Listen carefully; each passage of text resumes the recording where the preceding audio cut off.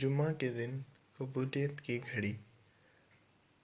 السلام علیکم ناظرین، آج ہم آپ کو جمعہ کے دن کی فضیلت کے بارے میں بتائیں گے اور خاص اسی دن دعا کی قبولیت کا وقت بتائیں گے۔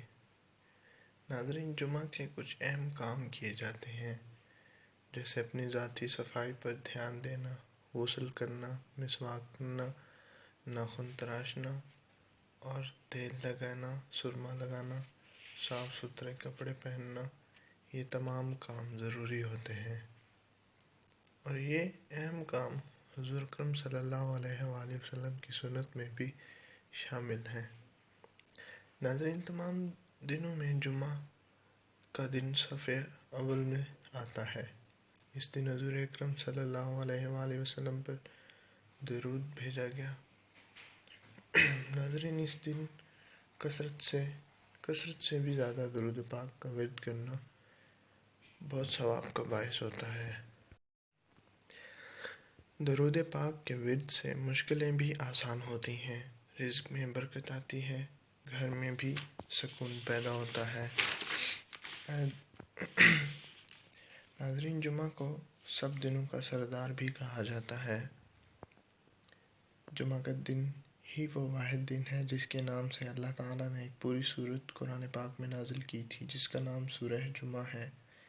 اس سورت کے آخری 3 لائنوں میں نماز جمعہ کا ذکر ہے۔ ناظرین، حضور کا فرمان ہے کہ جمعہ کے دن جس وقت کی خواہش کی جاتی ہے، یعنی کہ دعا قبولیت کا وقت، اسے عصر کے بعد سورج غروب ہونے تک تلاش کرو۔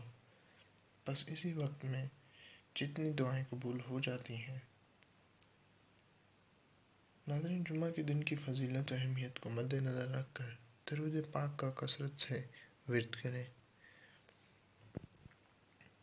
اور قبولیت کا وقت تلاش کریں۔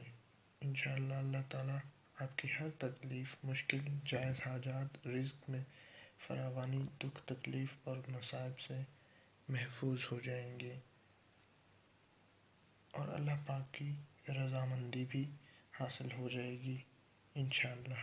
ناظرین، ہماری اس ویڈیو کو دوسرے دوستوں تک بلکہ تمام مسلمان امہ تک پہنچائیں تاکہ وہ بھی جمعہ کے دن کی فضیلت کو جان سکیں۔ نیک کام میں دیر کیسی۔ شکریہ۔ اللہ حافظ۔